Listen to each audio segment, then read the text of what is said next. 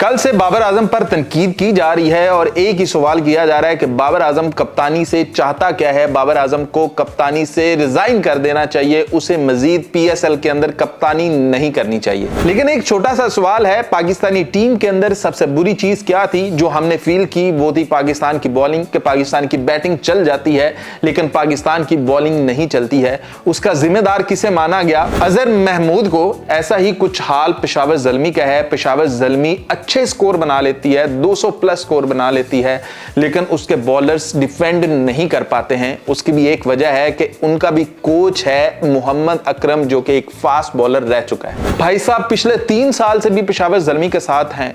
Team ये चुनते हैं, टीम ये बनाते हैं और फास्ट बॉलर है, और फिर भी सबसे निकम्मी जो फास्ट बॉलिंग होती है वो पेशावर ज़ल्मी की होती है। चाहे आप पिछले 3 साल के स्टैट्स निकाल कर देख लें, आपको अंदाजा हो जाएगा कि पेशावर ज़ल्मी ने जब जब मार खाई है, अपनी बॉलिंग से खाई है, वो स्कोर बना लेते हैं, उनकी बैटिंग क्लिक कर जाती है। एक ही चीज है जो बाबर को हमेशा हॉन्ट करती है और वो है गंदी गंदी गंदी बॉलिंग। पेशावर ज़ल्मी ने कल भी गंदी बॉलिंग की कि 13 ओवर के अंदर 150 खा लिए, ऊपर से गंदी फील्डिंग की। तो ये सारा जिम्मेदार कौन है? बाबर आजम ने नहीं चुने थे ये वाले। बाबर आजम ने ये फास्ट बॉलर्स नहीं चुने थे। हाँ, बाबर आजम की सोच इसके साथ जरूर होगी, बाबर आजम डिस्कशन का हिस्सा जरूर होगा, क्योंकि बाबर आजम ने कप्तानी में अपनी टीम को लेकर चलना था।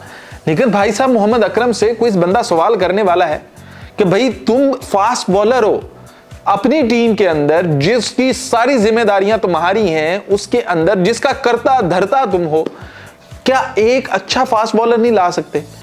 अब सैम्स कल लेकर आए, क्या ये पीएसएल के शुरू में पेशावर ज़ल्मी का हिस्सा नहीं बन सकता था? नाहिद राना आया, भाई बंदा वो बैट के वापस बांग्लादेश चला गया, आपने उसको मैच नहीं दिया। पता नहीं क्या सोच है, कैसे फैसले हैं कि पेशावर ज़ल्मी ने सबसे गंदी परफॉर्मेंस दी है। आप कह सकते हैं कि मुल्तान सुल्तान का ये वाला साल गंदा गया है, लेकिन भाई पेशावर ज़ल्मी के पिछले 3 साल लगातार गंदे से गंदे हैं। लेकिन बाबर आजम पर तनकीद हो रही है कि बाबर आजम को कप्तानी नहीं आती है। जब बाबर आजम को आप शॉपर उठाकर दे दोगे तो कहो इसका पैराशूट बना दो, तो कैसे बनाएगा बेचारा? बाबर आजम भी तो कप्तान है ना, उसने भी तो फैसले करने थे। कहता मैं ये टीम नहीं चाहता, मुझे ये वाले बॉलर्स नहीं चाहिए, मुझे ये बॉलर चाहिए, मुझे ये चाहिए। आ जाके क्या होता है, पेशावर ज़ल्मी बाहर हो जाता है। जैसे ही 13 ओवर हुए थे, पता लग गया था कि ये आज पेशावर ज़ल्मी का दिन है ही नहीं।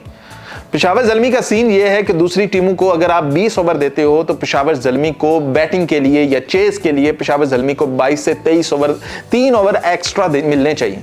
ये पेशावर ज़ल्मी मान कर चलता है, क्योंकि इन्होंने कभी भी ये नहीं सोचा कि हम डोमिनेट करके चलें, क्योंकि T20 गेम ही डोमिनेंस की है।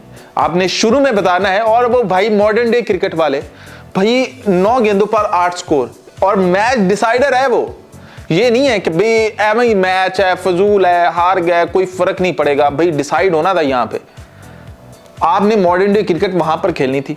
साइम अयूब साहब भाई अपनी ही टांग मार दी, नो लुक विकेट दे दी, देख इधर रहे थे, पीछे विकेट दे दी, कभी उसके छक्के लगते होते थे। लेकिन सीन एक ही है कि बाबर आजम पर तनकीद की जा रही है। ये नहीं कह रहे कि बिल्कुल गलत है, हाँ थोड़ी बहुत तनकीद बनती है, लेकिन साथ में दूसरे मुजरम भी तो पकड़ने चाहिए ना। मोहम्मद अकरम को क्यों छोड़ा?